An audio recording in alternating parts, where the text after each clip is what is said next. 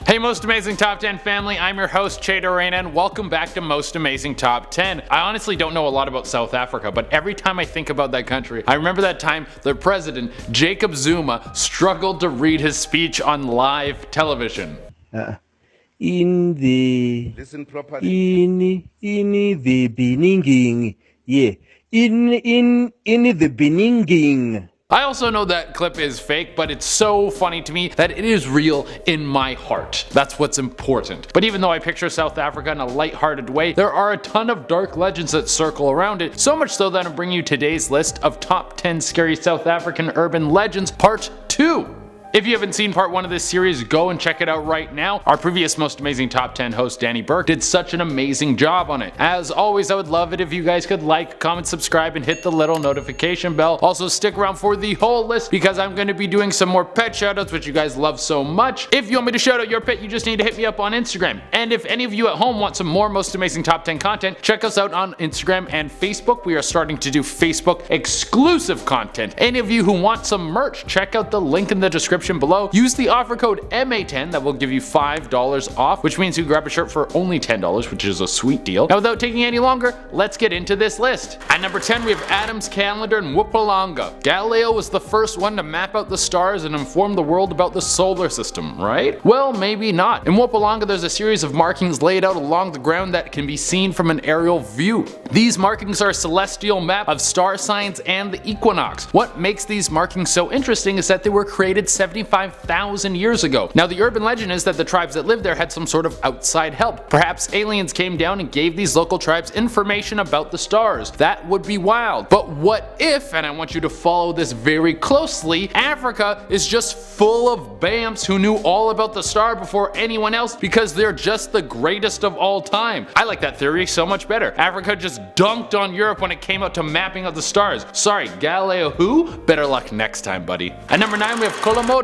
This South African legend is as old as time. This creature is the explanation of the birth of humanity. Kolomodom was a massive creature with an endless appetite. All it wanted to do was eat and eat and eat. It would eat cows, it would eat people. If it moved, this creature wanted to shove it in its chomper. The beast ate everything until it consumed the entire planet, and everyone was sitting nice and tight in its belly. Then it gave birth. Once you complete your goals, it's a nice time to settle down and start a family. Kolomodom had 2 daughters, and even though these girls saw the monster as its mother, they knew it was evil and knew that it had the world trapped inside its belly. So they challenged the beast. The girls battled and defeated Kolomodom. Then with a sharpened blade, they sliced open the belly and freed everyone, returning life to Earth. This is a legend as to where life comes from, but some people think that this creature still lurks in the shadows, waiting for a time its daughters aren't looking so it can strike back. At number 8 we have Inkanyamba, a massive sea snake or eel with a horse's head. Inkanyamba is said to be a massive creature that would sleep most of the winter and then wake up during the summer. I like this guy's style. Sleep through the cold and then come out in bikini season. People would pray to this powerful being and give it offerings. They would do this to try and appease the spirit. Angry Inkanyamba was said to bring great misfortune in the form of storms. This creature is a weather god. If you didn't bring in enough Snickers, it would bring lightning down on your home. That's a little harsh, but the game is the game. At number 7 we have the legend of the Table Mountains. If you ever get the opportunity to travel to South Africa, then you might see the beautiful Table Mountains. You'll see rolling fog that covers them, and it's said that the fog comes from Captain Van Hunks. One day he walked up to Devil's Peak where he would always sit and smoke. When he got there, he saw a man who was already chilling in his spot. Very rude. And then the man challenged him to a smoking competition. Once again, rude. I came up here to chill. But Van Hunks was like, whatever, I'll take you on. The two sat there all day and smoked. Van Hunks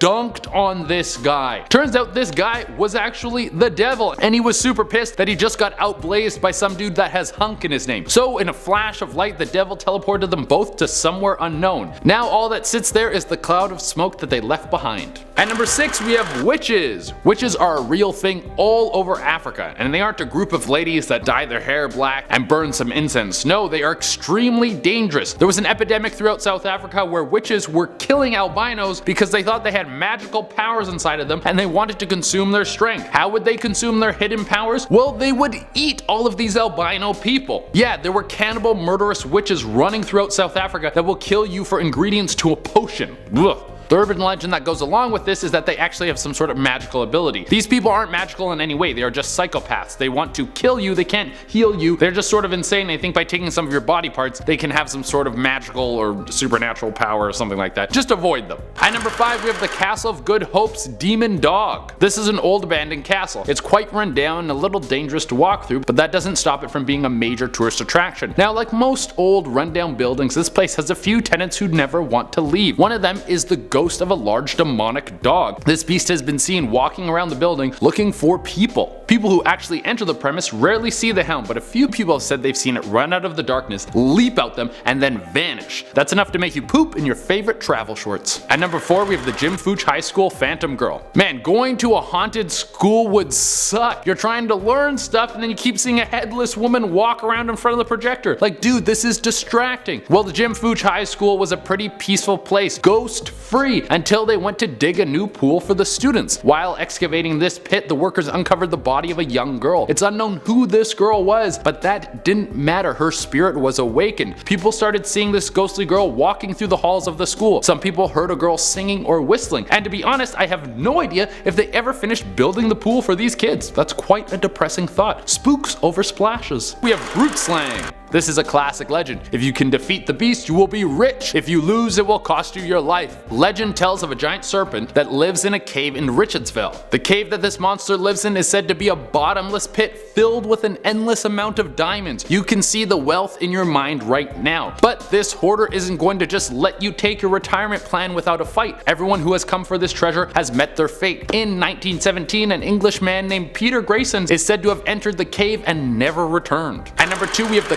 Claxton Spheres. These spheres gained worldwide attention when they were dug out of a mine in South Africa. The spheres boggled scientists after they were carbon dated and they were shown to be over 3 billion years old. All the stones in that area weren't even close to that old. Also, these weren't just regular rocks. They had these perfect grooves running along the sides. So immediately when people see something like this, they think aliens. So someone took them to NASA to see what the Masters of Outer Space had to say, and it turns out that these spheres were so perfectly formed that it seemed they were formed in zero gravity. That only made people more convinced that they came from another world. There are a lot of legends that try to explain what these stones might be. Stories have told them being used to transfer information, while other people think they could be tools. So the stones themselves are not a legend, they are real, but the legend is where they came from and what they might be used for, and that changes every day.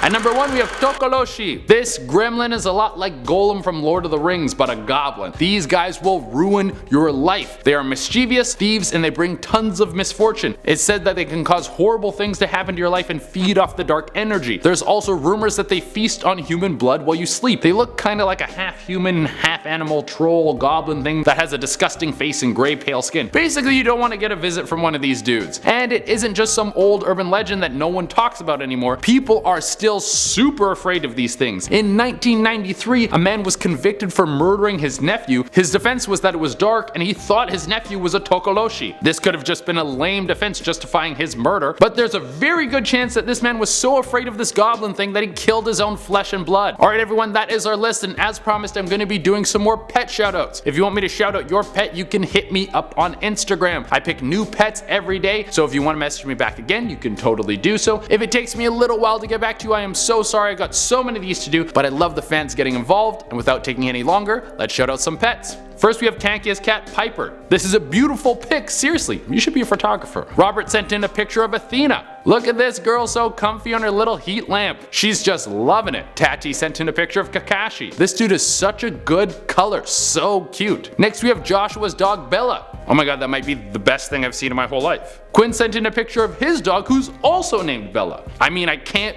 pick which one is cuter, and I'm not going to. And finally, Sonia sent in a picture of her dog Sunshine. A little sleeping beauty to end the video in such a nice way. Alright everyone, that has been our list. Thank you all so much for tuning in. As always, I would love it if you could like, comment, subscribe, and hit the little notification bell. If you want more top 10 content, check us out on Instagram and Facebook. Until next time, I've been Shade Arena, and I think I gotta go to South Africa.